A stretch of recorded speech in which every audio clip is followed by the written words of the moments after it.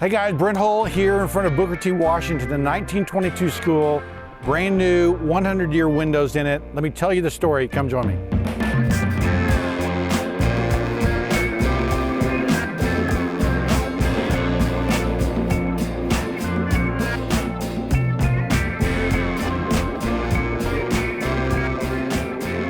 We're in Dallas, okay? Downtown's right there. We're right in downtown Dallas. The Meyerson Symphony Center is right next door to us. So this is the old public high school for this area. It's 1922, and you see the kind of classical revival look of this thing. It's very formal, it's very symmetrical. You got the columns with the pediment over top of it, right? That's kind of typical schools. The windows here, kind of an interesting story. What happens with preservation in historic buildings is the windows last a long time, but probably in the 60s or 70s, when they are getting into all the energy efficiency stuff, remember the gas lines and all the different stuff that happened in the 70s, a lot of windows in schools got taken out. It was a well-meaning, a frustrating thing that they did where they took out all these great looking windows and put in cheap aluminum windows, cheap metal windows. They oftentimes, you'll see, they blacked out the top of the windows so that there wasn't as much light in there. Now we know that lots of natural light is actually good for the brain and it's good for learning and everything else. And so it was fun to go back with this. The other thing that happened is that when this started to get restored, and I remember 10 to 15 years ago when they wanted to restore this house, the windows got restored, but they had already fallen apart by the time we got here. Okay, so literally within 10 or 15 years, they were broken again. Why? What happened? Wrong wood, okay? They used a pine, which I can't believe that got passed by anybody. They had a wood stop holding an insulated glass, and they just fell apart. Good wood, good wood, good wood, good wood. What's the most important thing? Good wood, okay? You can't build a window they expect it to last 100 years if you're using bad wood. I don't care how energy efficient the insulated glass is. Not that much more in Texas, doesn't matter. I don't care how much money you saved by not doing the original weights and pulleys and stuff. If you don't use the right wood, these things are going to fall apart. Our 100-year window, the reason I stand behind it is because we don't have insulated glass, which is the 15 or 20-year product. We don't have cheap wood. And now you see it going back in here, and it's beautiful. And so the natural light is in there. We'll go in one of these classrooms. They open so beautifully. It really feels like, if you didn't look around at all the decorations in these rooms, you're back in 1922. One of the fun things about working on schools is architecture on schools before 1930, 1940 were beautiful, okay? And you'll see that with this school, where the architectural stylings and architectural details are colonial revival. You think about the Amon Carter School we just posted on Instagram. That was a mission revival or the Spanish revival. And so in that period revival era of the 20s and 30s, you see these schools reflecting that style. So not only the homes are colonial revival, the buildings are colonial revival. The buildings are classical and they're gorgeous.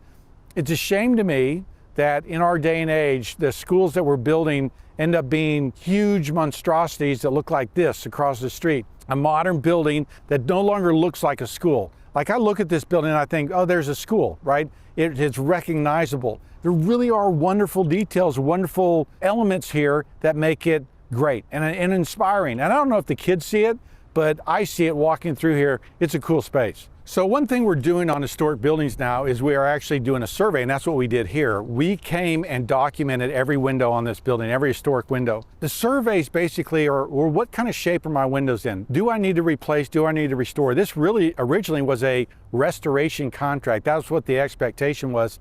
And we came and did our survey, and when you do a survey, basically you document every window on the building. You take a picture of it, you see the condition of it inside and out, and you say which pieces are rotten, which pieces are bad, which pieces are good, which pieces are savable. And so our survey basically did this whole building. Unfortunately, because these windows had been restored with bad wood in the past, they had already started to rot. And the windows that they thought were historic weren't. And we could tell because they had a wood glazing stop on the outside, and there was nothing historic about them, unfortunately. But we found that in the survey. So we documented every window on this thing, kind of went back to them and said, sorry, but these windows, you don't have original windows, right? You find that out in a survey. And the shape of these, the amount of work that we're going to have to do to get these working again, is probably going to cost more than just putting a new window in. So that was the process of how we do that. And we do surveys all over the country. So we go around and we help people figure out whether you replace it, whether you restore it, all through a survey. And we did that here. All right, so I got here today and I started looking at these windows. I was like, what is going on with these windows? What's wrong? And you'll see that there's a white line here that goes around. And you'll also see that there's a seam right behind here that you can check out.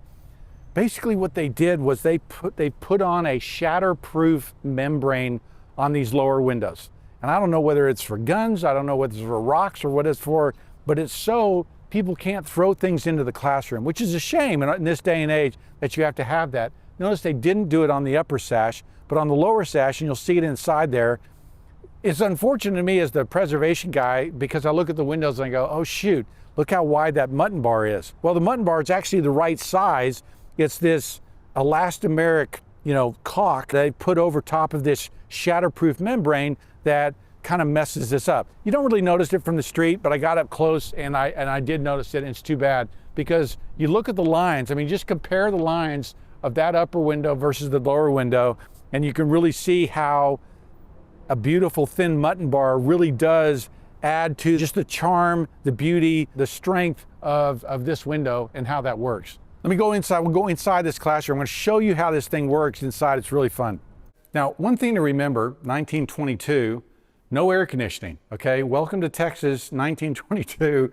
It's hot in here, right? So the whole idea behind the double hung window of lowering the upper sash and raising the lower sash and getting that convection air, look what they've got on the other side, right? So they've got transom windows that would open up to the hallways that would get air moving through here. Now, school really doesn't start till September, but I'm telling you, September 6th here in Texas, you could have 100-degree days. And so you're gonna have to manage the heat and cool. That's what these windows did. That's what kind of the beauty of this thing. But this building opened up and allowed to breathe and allowed to move air probably was still pretty cool. It's solid masonry walls, so they would have retained some of the cool from the night before. Now, you see these windows. I love how these open. Ooh, isn't that sexy? Notice we've got the adjustable stops, okay? These adjustable stops are great because in the winter, if it starts rattling, if things have shrunken up, you can actually tighten these down. We've got the grooved weather stripping, which is awesome. We've got a pitch seal, which doesn't allow water in. We've got weather stripping on the bottom rail. Unfortunately for us, they've got this caulking membrane that you can see here that kind of takes this up, but I understand the safety issue too, right? I understand why they have to do that. But these are gorgeous windows that truly will last another 100 years because of the way they're built, because they've matched the historic precedent, because of the wood quality, right? And because of the glass isn't going to fog up on you. If you're in the situation where, gosh, I need to replace my windows because they're fogging up, you really should try to think through this whole idea. How many times are you going to have to replace that window because of the fogging glass? It's really something to think about as you manage costs. And I had a whole video on the life cycle of windows, life cycle costs, and that single pane glass. And we're exploring some other glass things. There's some good glass things going on, but really does make a lot of sense. Notice the tree coverage here. This is the south face, got pretty good tree coverage. Really shouldn't be too bad in here, but you can put a film on this thing to manage the heat gain because in Texas, that's really our challenge, not heat loss, which is the reason why we don't need insulated glass. So a lot of cool things, but 100-year windows, I'm really proud to have them in this school, in this building, all around the country because they're built to last. So we've now raised the blinds. Look how pretty that is. Look at that natural light that's coming in here. I mean, that's magical, right? Let's think about this, okay? What other options are there for a school like this or for a public building in an historic building? What else could they do? They could put aluminum windows in, right? Aluminum windows can match the profiles, match the thickness of profiles. They're not as energy efficient because aluminum, it's not as thermally efficient as wood, right? So wood's gonna be a little bit more efficient. You could put a production window in here, okay? So a Marvin Peller or one of those things, they're gonna be cheaper than ours, but you're not gonna have the weights and pulleys most of the time. You're not gonna have the hardware that we've got. The historical integrity is not gonna be there. By the time you get a big production company to make it in a good wood, do the historic hardware, we're back competitive with those people. Realize that what they're doing when they're building a production window, they're trying to build a window as cheap as possible. So they're using finger jointed wood, they're using a lot of plastic, they're using things that are cheaper, right? By the time they upgrade to good wood, brass hardware, all the different things that we're doing, it ends up being very competitive. So just realize that you're getting a cheaper window, but you're also getting a cheaper window. Okay guys, love these historic buildings, love the architectural integrity and being a part of that story. Our 100-year windows here really are built to last 100 years. How do I know? Because we build them like they used to build them and they last 100 years. Because we're in the restoration and preservation business and we do this all the time. So hope you're inspired by the beauty. I'm Brent Hull, thanks for watching.